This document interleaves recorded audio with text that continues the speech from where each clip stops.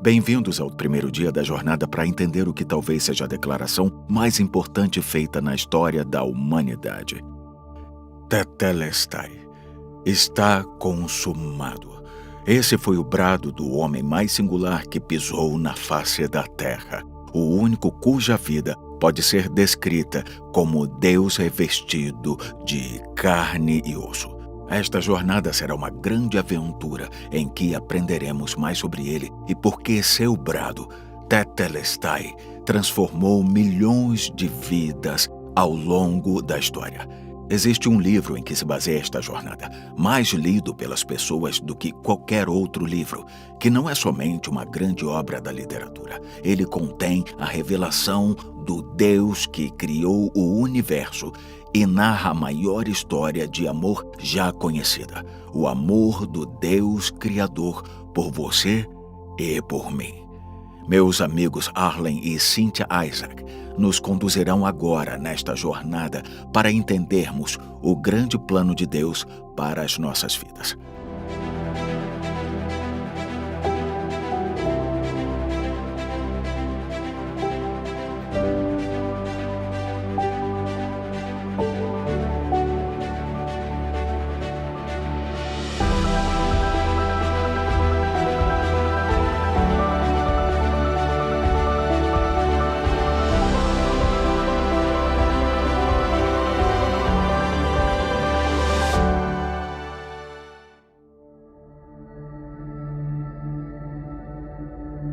Há um anseio dentro de cada coração, uma fome na alma, uma sede que não pode ser saciada. Ansiamos profundamente por algo a mais, algo além do universo.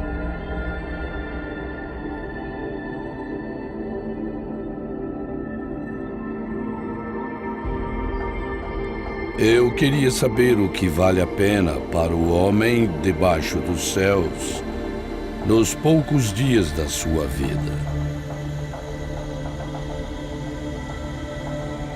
Eu me dediquei ao estudo.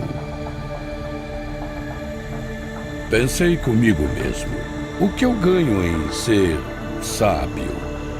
Tanto o sábio quanto o tolo serão esquecidos. Decidi me entregar ao vinho e à extravagância.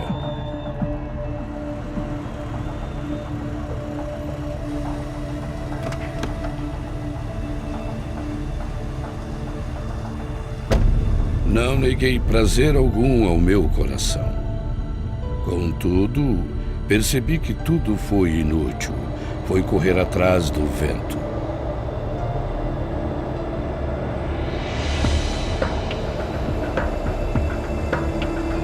Eu me lancei em grandes projetos.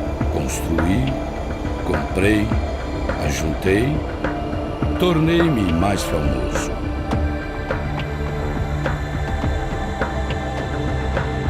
Quem ama as riquezas jamais ficará satisfeito. Por isso, meu coração chegou ao desespero.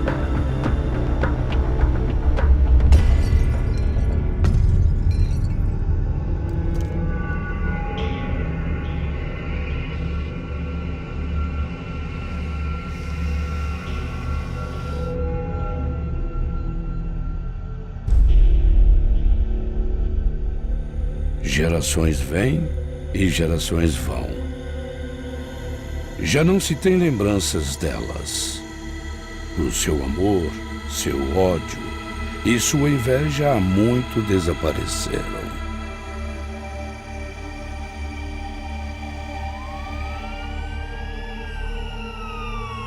Ninguém sabe quando chegará a sua hora.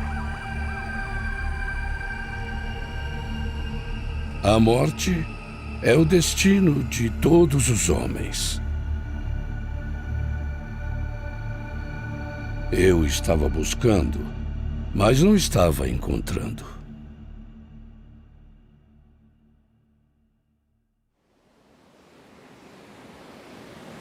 Há só um que pode dar sentido, alegria, prazer e paz à sua vida.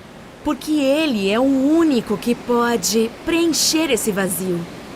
Ele é o único que pode saciar a sede das nossas almas. E até que o encontremos, há uma inquietação, um anseio em nossos corações. Como a sede é necessária para levar alguém à água, o anseio nos corações nos levam a Deus. Sabe, no coração de cada ser humano, Ele pôs a eternidade. E nada, além do Deus eterno, pode nos satisfazer. E através do seu livro, a Bíblia, será apresentado ao eterno Deus, a quem deve conhecer. Mas, antes de abrir a Bíblia e começarmos a ver o que ela diz, há fatos importantes sobre a Bíblia para saber. A Bíblia, na verdade, é uma coleção de obras individuais chamadas livros. Até o nome Bíblia vem do grego e significa livros. Ao abrir a sua Bíblia, nas primeiras páginas há uma lista destes livros. Estes livros são divididos em duas partes, conhecidas como Antigo e Novo Testamento. Para facilitar a leitura, vai perceber que cada livro foi dividido em capítulos e versículos. Nessa série, a referência de cada versículo aparecerá na sua tela para que veja o nome do livro, o capítulo e o versículo. Então, acompanhe na sua Bíblia, conferindo a veracidade de tudo que ouvir, para ter confiança naquilo que Deus diz. Na história, a Bíblia permanece sendo o livro mais vendido do mundo. A Bíblia, ou partes dela, foi traduzida para quase 2.500 línguas diferentes. É o mais citado, mais lido e mais publicado livro da história. Esse livro tem influenciado, tocado e completamente transformado inúmeras vidas ao longo da história. Mas de onde ela surgiu? Quem escreveu? Deus usou 40 homens para escrevê-la. Você deve entender que esse livro surgiu de uma forma única e fascinante. Além desses homens nunca terem se encontrado, muitos deles não viveram durante a mesma época. A Bíblia foi escrita dentro de um período de 1.600 anos. E muitos desses homens viveram em lugares diferentes, desde a antiga Babilônia até Roma. Os manuscritos que compõem a Bíblia foram escritos na Europa, na Ásia e na África, em 3 línguas principais daquela época: hebraico, aramaico e grego. Não só viveram em locais diferentes, em outras épocas, também tinham diferentes ocupações. Um dos autores era um príncipe egípcio. Outro, um líder militar. Outros eram pescadores. Alguns eram pastores de ovelhas. Um dos autores era um médico. E teve até um coletor de impostos para o Império Romano. E só estamos mencionando alguns deles. Alguém poderia dizer que circunstâncias como essas iriam criar um livro cheio de contradições? A verdade é que esses manuscritos têm uma harmonia perfeita. 2 Timóteo 3,16 explica que a Bíblia foi inspirada por Deus. 2 Pedro 1,21 nos diz que as suas palavras não foram feitas por vontade humana, mas os homens santos de Deus falaram inspirados pelo Espírito Santo. Ele disse exatamente o que escrever. Por exemplo, Jeremias 1:2 começa com a frase: "A palavra do Senhor veio a ele." Há mais de 3.800 frases como esta na Bíblia. cada uma enfatizando que Deus é o verdadeiro autor deste livro.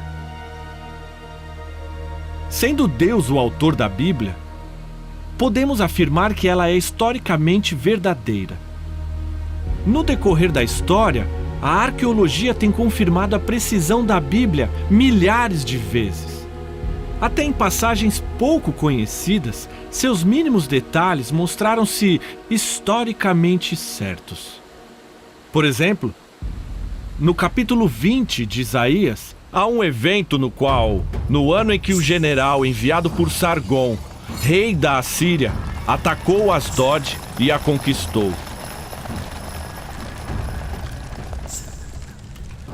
Conhecia o Império Assírio, mas o rei Sargon atacando uma cidade, Asdod? Críticos da Bíblia questionaram a veracidade desse relato. Mas, em 1843, uma grande descoberta foi feita numa escavação no norte do Iraque, num povoado chamado Khorsabad. Paul Emile Botta, um renomado arqueólogo, encontrou o palácio do rei Sargon. E lá, para o espanto de todos os críticos, estava gravado nas paredes a descrição do mesmo evento descrito na Bíblia: o ataque do rei Sargon na cidade de Asdod. A revista Time publicou um artigo acerca do reitor arqueólogo palestino, Dr. Nelson Glueck. O artigo Vestígios da História diz que, com a ajuda da Bíblia, Dr. Nelson Glueck já descobriu mais de 1000 áreas antigas de escavação na Transjordânia e outras 500 no Negev. Dr. Nelson Glueck escreveu um livro chamado Rios no Deserto. No livro, ele disse que nunca houve uma descoberta arqueológica contradizendo a Bíblia. O reconhecido professor da Universidade de Oxford, Sir William Ramsay, concluiu que este livro não era apenas um completo relato histórico verídico, mas ele tinha que ser a palavra do próprio Deus. A Bíblia contém centenas de profecias prevendo o futuro. No Salmo 22, o rei Davi descreveu a crucificação 400 anos antes dela ser usada como pena de morte. Em Isaías 44, um rei chamado Ciro é mencionado pelo nome 150 anos antes do seu reinado. Em Isaías 39, ele previu a queda de Jerusalém, 100 anos antes da cidade ser tomada pelos babilônios. E no livro de Daniel, há 135 profecias só no capítulo 11. Profecias tão precisas que descrevem alianças, batalhas, casamentos, até assassinatos. Este mesmo livro previu a ascensão e a queda de 4 grandes impérios: o babilônico, medo-persa, grego e romano.